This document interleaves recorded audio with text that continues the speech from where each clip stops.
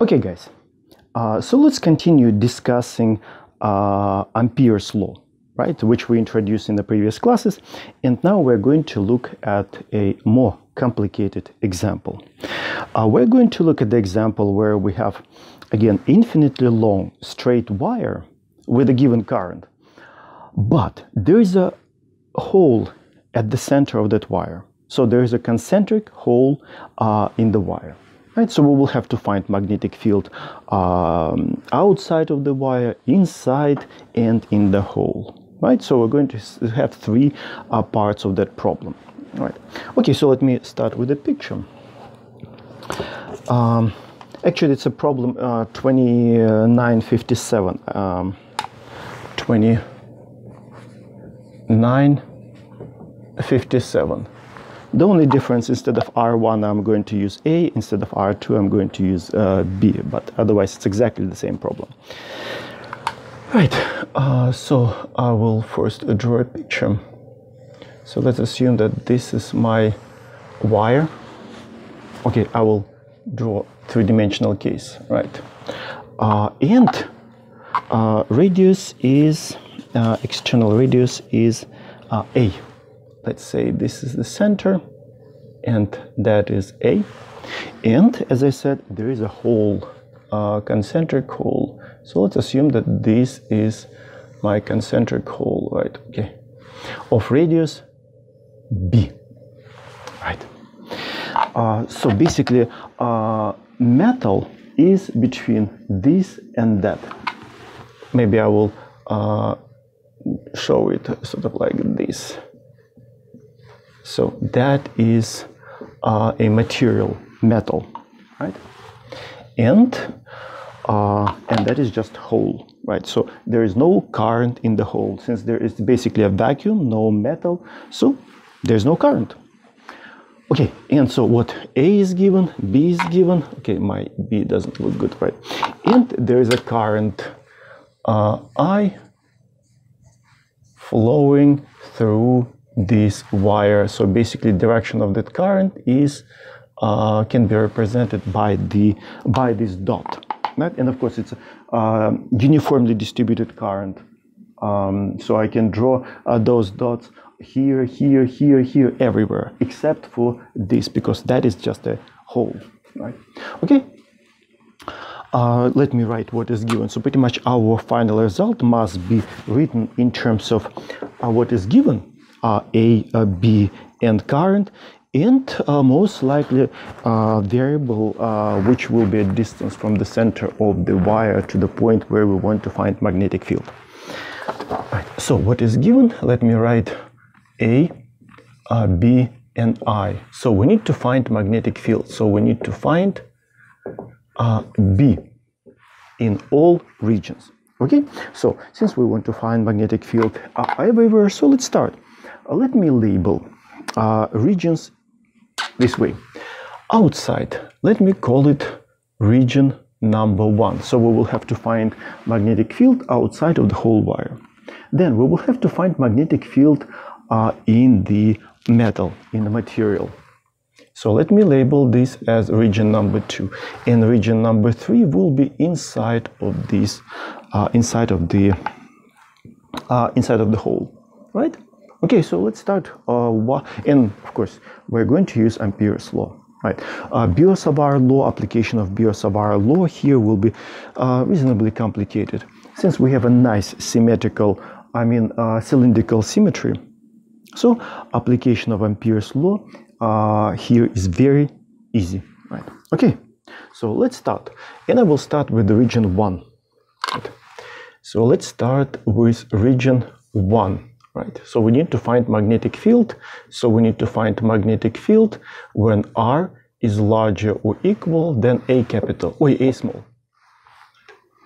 Okay, so Biot-Savart law, Ampere's law, Ampere's law. So the integral over a closed loop B dot ds dot product between the magnetic field and infinitesimally small section of an Amperean loop equals to mu naught times I enclosed. Okay, so let me frame it.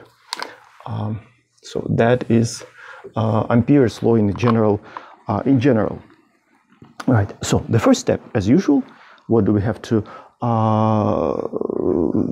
do first before we start applying Ampere's law? We have to choose an Amperean loop. It can be any loop. You remember Ampere's law works for any Amperean loop, but of course we have to be smart and pick the best possible Amperean loop. Okay, for this symmetry, the best possible Amperean loop is a circle in the region where you want to find magnetic field. So since we want to find magnetic field in region 1, so it means that our Amperean loop must be there, right? Okay, and the best one is the circle. Again, if you pick an ellipse, it wouldn't be wrong. You would just never be able to find magnetic field, right? Okay, so let me pick Amperean loop, and I will use dash line. Right, so that's my Amperean loop of some arbitrary radius r. And of course this r small must be larger than a small, right? Because we want to find magnetic field outside. Okay, so that's the first step. And let me write, so you have to, of course, pick Amperean loop, and that's our Amperean loop. Okay, then next step. Of course, we need to pick a direction of the loop. All right, in that direction, we're going to integrate. We're going to take this integral. And you remember, with a certain direction, current can be positive. With opposite direction, current can be negative. Since we have only one current flowing that way, right, basically outside of the board, then of course it's better to pick a direction in such a way so that our current will be positive. I don't want to deal with negative values, right, of the current. Again, it's not wrong. It will be just some. We will have to deal with some additional minuses, which I don't want to do. Right. So we have to apply a right-hand rule. Right. Which way? All right. So if you curl your fingers in the direction which you pick, then your outstretched thumb is going to give you a positive direction for the current. So in this case, if I pick this direction, positive direction for the current is going to be out of the board, and that's what we have. And if we pick, of course, opposite direction, for example, this way, again, I curl my fingers in the chosen direction, and my outstretched thumb will be into the board, giving me a positive direction for the current into the board. In that case, our current will be negative. I don't want to have that. Again, it's not wrong, it's just additional minuses, right? I don't want that. So I will pick this direction, right? So let me choose that. So this will be, I can draw this is ds, right? This ds, that is ds. I can draw it here, right? ds, and I can draw as many as I want these ds's, right? Okay, so now once we pick a direction, which is in this case counterclockwise. Now we can continue. And we will start with evaluating this integral, b dot ds. So integral over the closed loop, this b dot ds. So I found direction of ds. Now I want to see direction of the magnetic field. I want to see direction of the magnetic field again. I want to draw it on the picture. In the previous class, I justified direction of the magnetic field. I am not planning to do it again. Right? You remember over here I redraw this picture, or similar picture. I pick a very small piece of current in one side and the other side, and then we looked at the net magnetic field, and it was all the time tangential to the Amperean loop, which was also a circle.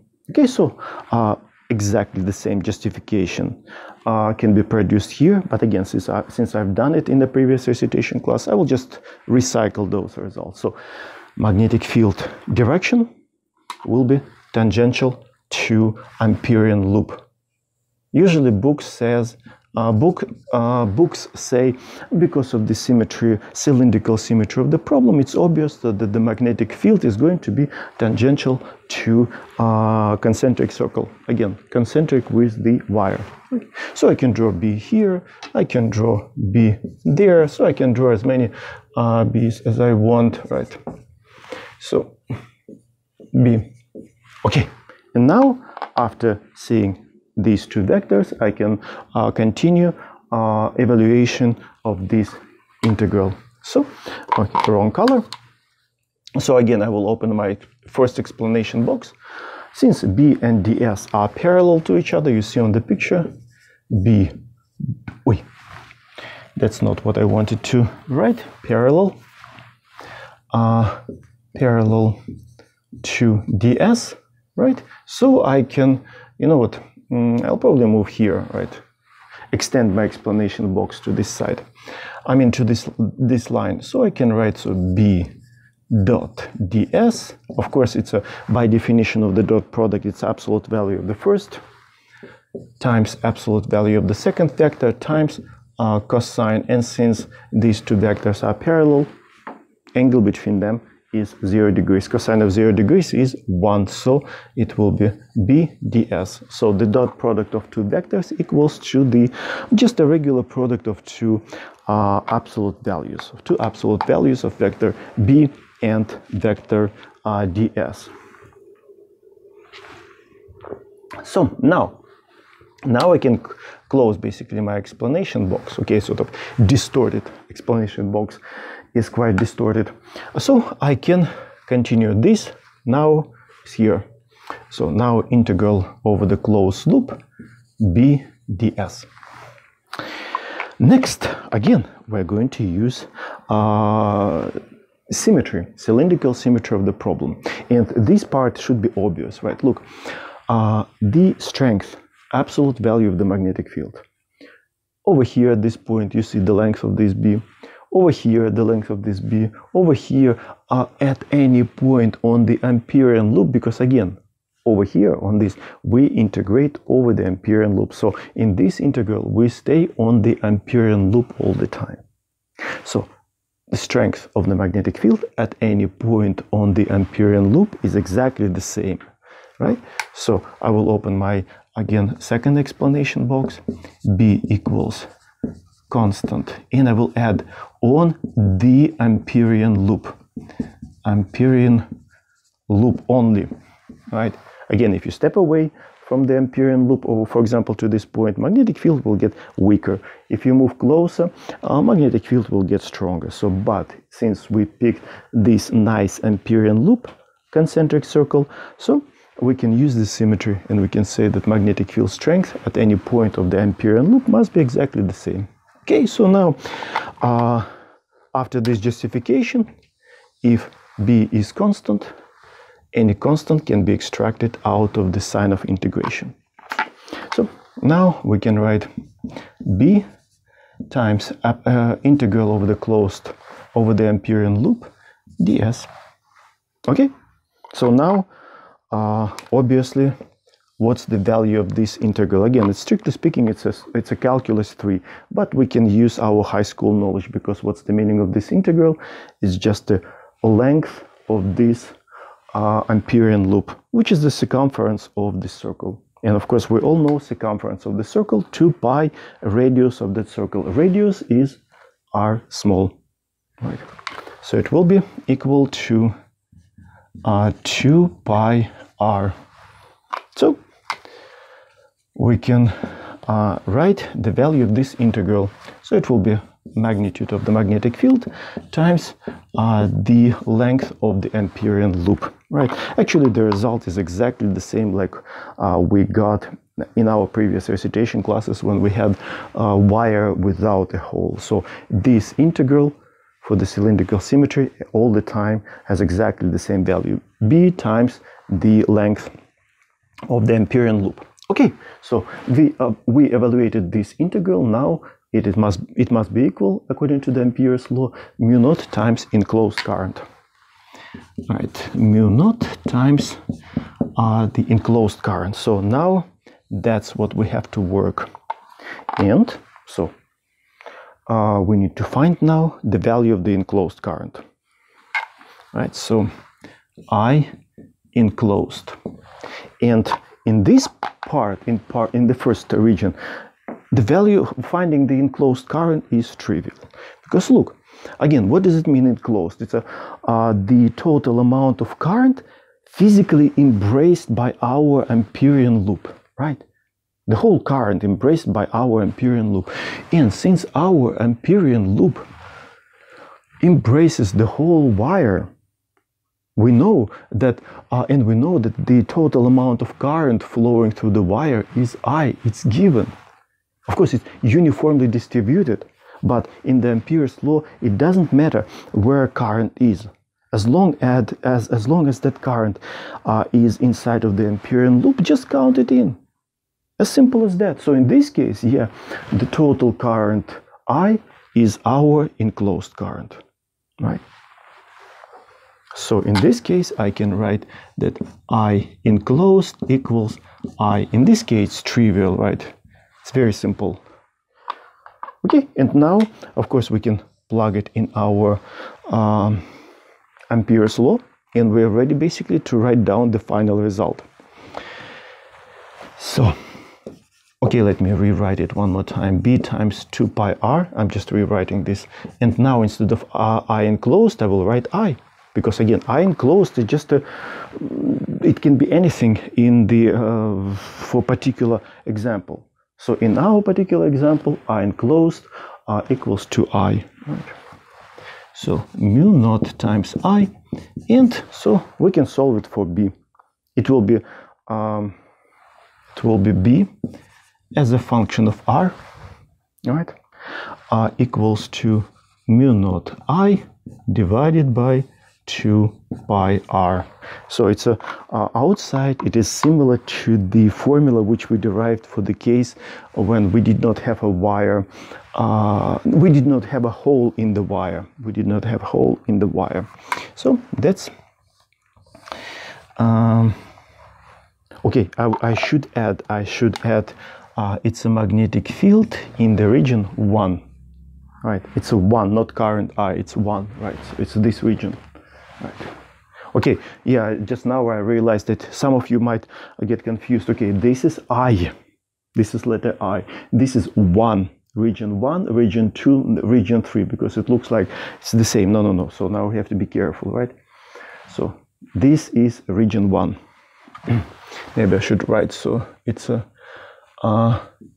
region 1, right? Okay. So I can also write, so R, it's correct when R small is larger or equal A small, right? Okay, so now we found the magnetic field in the region 1, so now let's move to the region 2 and region 3. Right, so let's now region 2, the most complicated actually. Right, so let me write region 2 and exactly the same. So okay, so we need to find magnetic field over there but now R is larger or equal than B, right? So R is larger than this B but smaller than A, right? So it must be but smaller than A. Right. Okay, and again, Ampere's law, integral over the closed loop B dot IDS equals to mu naught times I enclosed. Again, the first step which we have to make, we have to pick an Amperian loop. Okay, now I will use blue color to show that since we're interested in the magnetic field between this and that, so our Amperian loop must be in that region, right? And again, because we have cylindrical symmetry, so the best Amperian loop is a circle of some arbitrary radius r. But now r between B and A. Okay, so now the evaluation of the integral B dot ds will be exactly the same as in this part, in the first region. exactly the same. Not a single symbol is going to be different. Again, we will pick this direction, so this will be our ds, right, over here, right, ds. Then magnetic field, again, justification is the same, right, will be tangential, right, so this will be again b, and so on. Again, I will have to write the first explanation box, then the second explanation box, and we will end up with exactly the same answer. So all these symbols are going to be exactly the same. Not a single symbol is going to be different. All right, so in a similar way,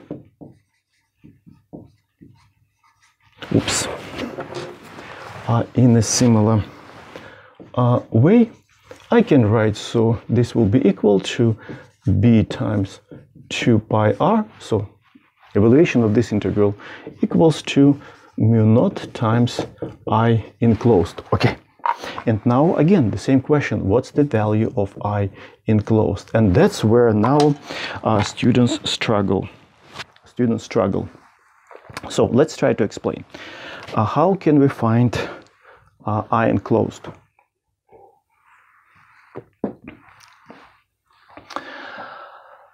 First of all, let me write, so definition of current density. Definition of current density, J equals to, you remember, in order to find current density in the wire, what you have to do, you have to take total current I,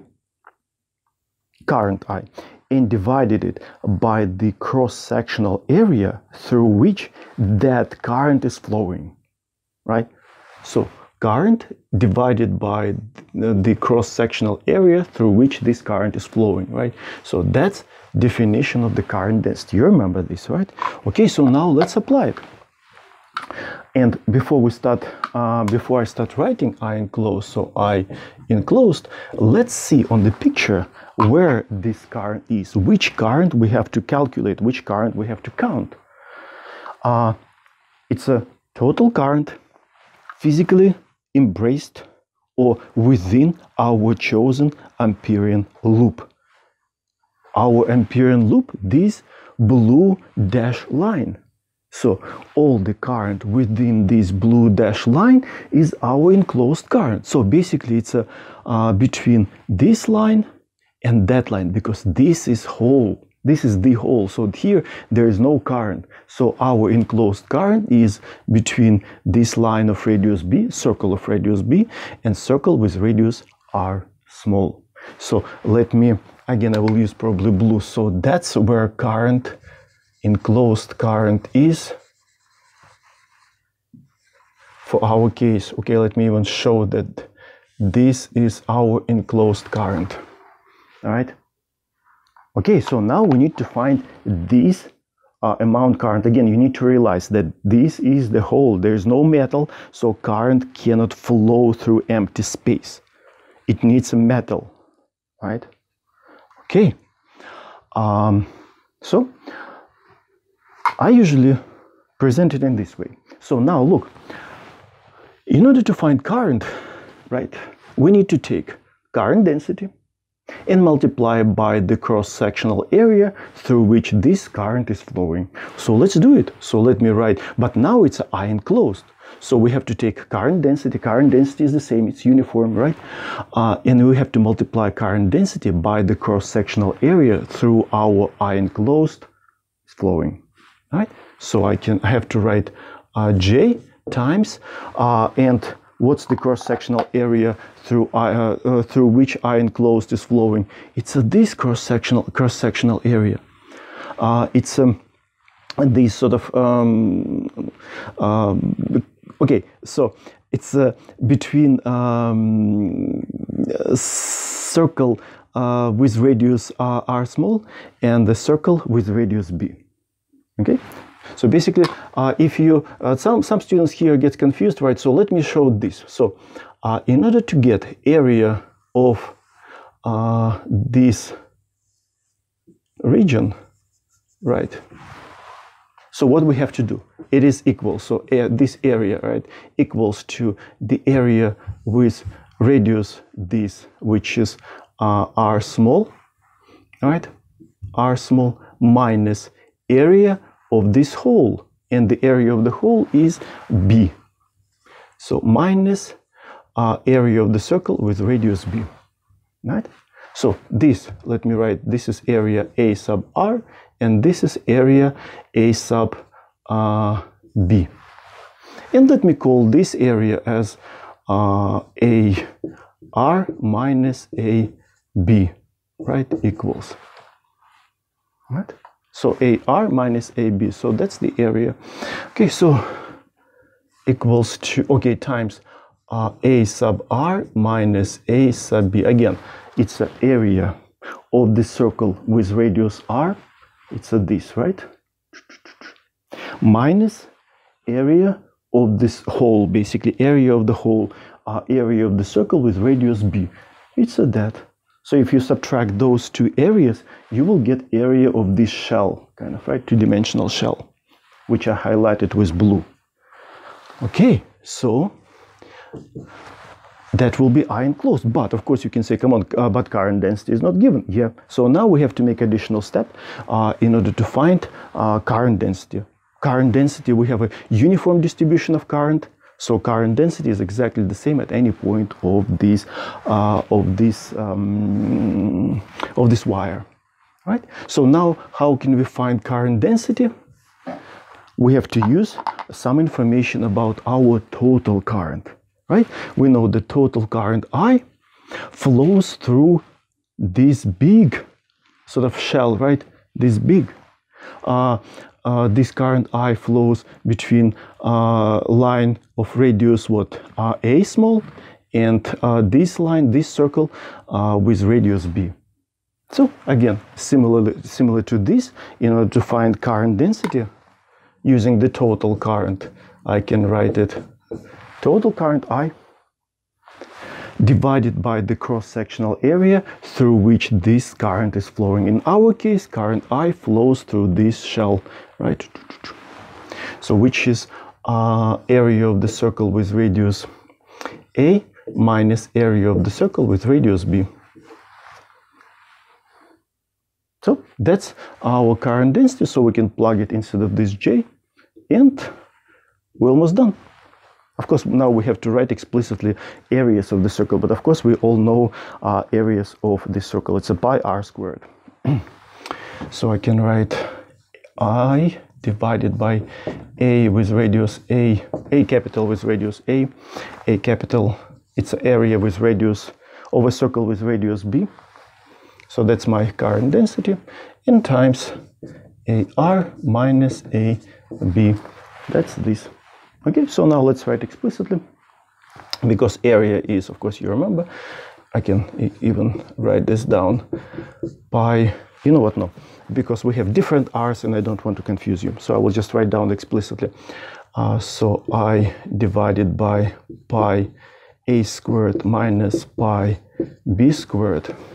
So that's the current density, and times pi r squared minus pi b squared. So you see, every time we're subtracting area of the hole. Over here we subtracted area of the hole, and over here we subtracted area of the hole. So of course you can see pi can be cancelled, right? So you see pi, right? Okay, so and now after cancelling pi, we can write the enclosed current. It will be I, and ratio of r squared small minus b squared divided by a squared minus b squared, right? Okay, so that's the value of the enclosed current. And so now what we can plug it into Ampere's law in order to get the value of the magnetic field. So now I will just rewrite this. So it will be B times 2 pi r equals to mu naught times I, and now I'm plugging, rewriting the value of the enclosed current. So it will be r squared minus b squared divided by a small squared minus b small squared, right? Okay, so now we just need to solve it for b, right? B And now I will write it's a function of r, and of course that is the region number 2. So let me write, add a subscript in the region number 2. B as a function of r will be, so 2 pi r goes to the right hand side in the denominator. Right, okay, that's ugly pi, so let me rewrite it. All right, and that ratio r squared minus b squared divided by a squared minus b squared. Right. And again, if you want to compare this result with the result for the enclosed current, which we derived in the previous recitation class, where we didn't have the hole. So in order to get that result, what do we have to do with this? We need to make b 0. B equals to 0. If b equals to 0, so hole disappears and we have just a wire without any hole. So, and here the same, if r equals to 0, so we will get the result from the result of the problem from the previous recitation class. So we'll have I and the ratio of square of small r divided by the square of the radius of the wire, right? So we'll get those, we will get that result. But anyway, yeah, we already solved it. So now I can just frame it, right? So that will be the value of the magnetic field. And again, it's only correct for the case when r is larger than b small and smaller than a capital, right? So for the second region over here. So magnetic field is growing with r, but in a more complicated way. So now we found magnetic field here, here, and the last region, region number 3. I think I should be able to fit it into this small part of the board. Region number 3. Exactly the same. Again, I can pick an Amperian loop, and now I'm running out of colors. Let me again use green.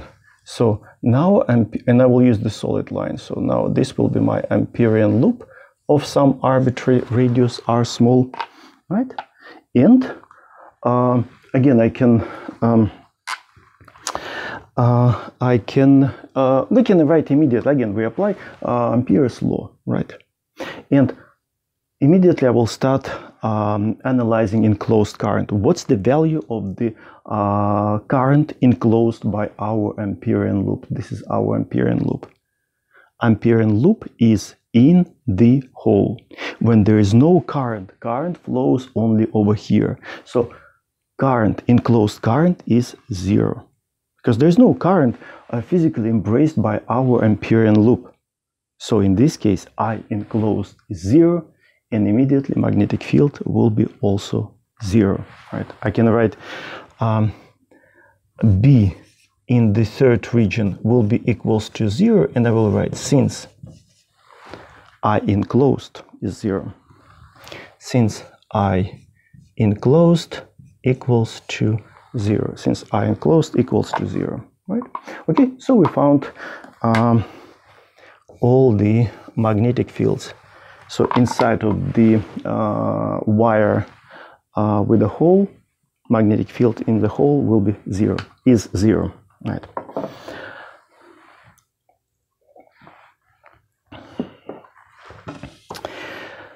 Right, so that's a slightly more complicated problem relative to the previous recitation class.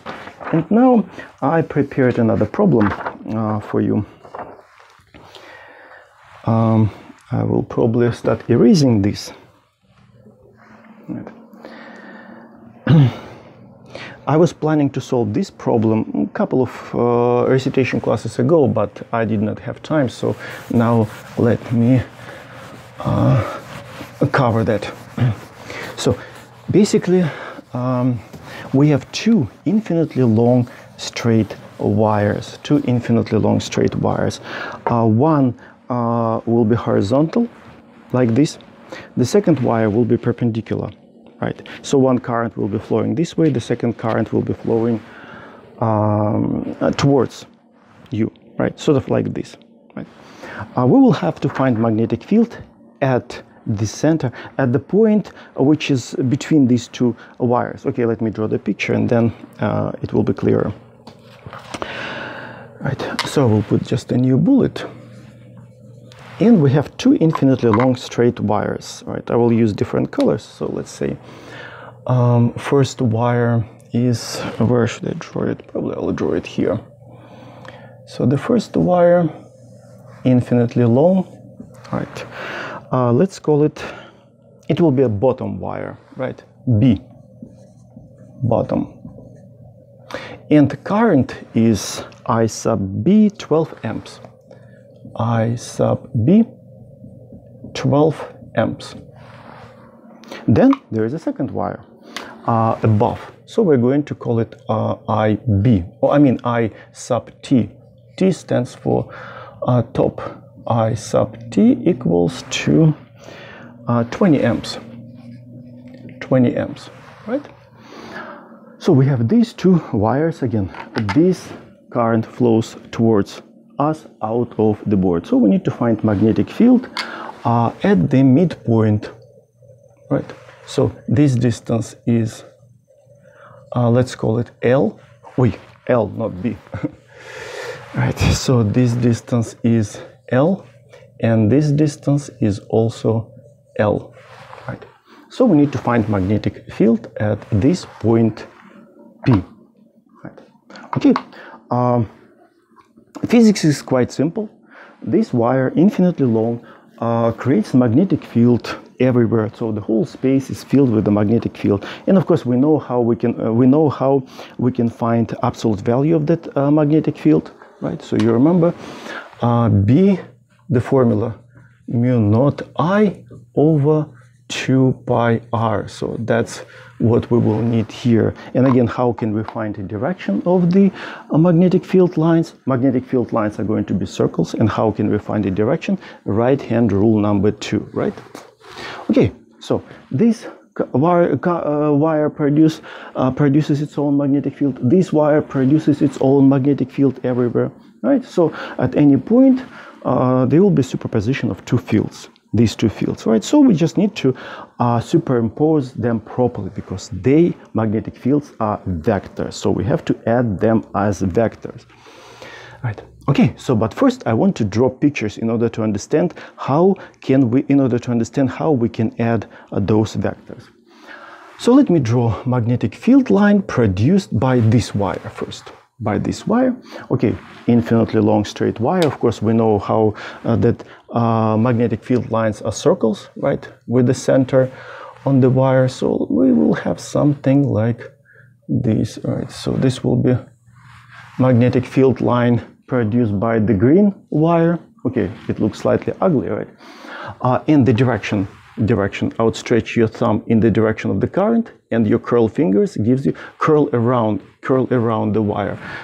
Curl fingers give us direction of the magnetic field line. So direction is going to be this, right?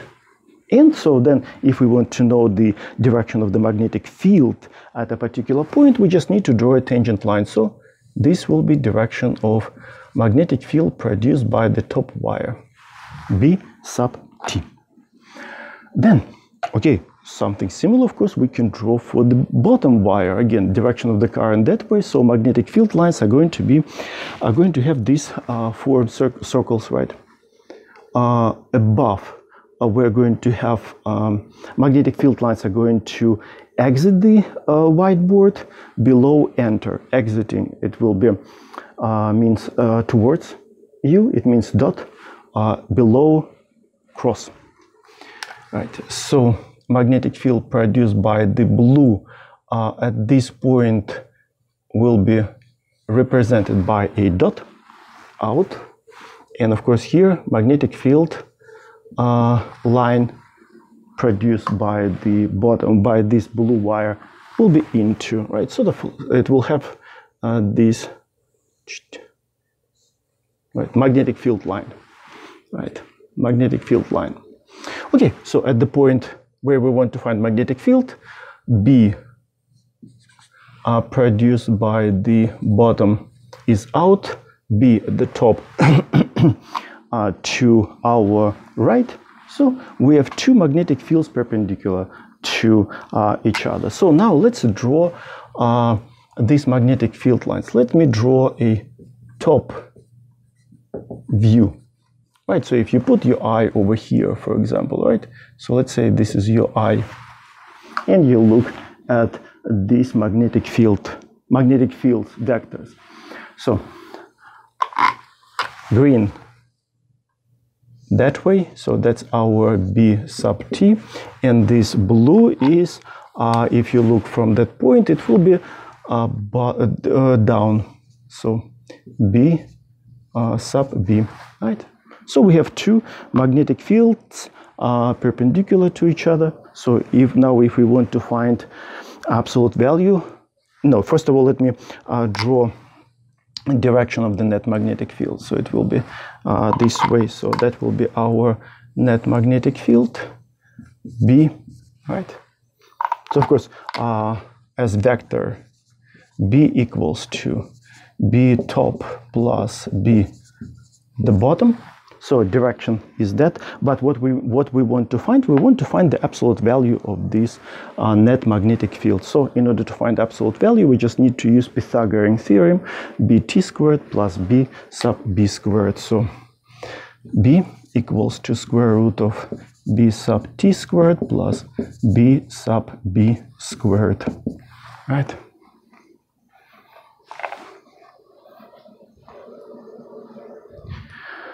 And so we just need to apply this formula for this and for that magnetic field. So it's a square root of mu naught I top, because the magnitudes of the magnetic field strength are different. So here 20 amps, here 12 amps.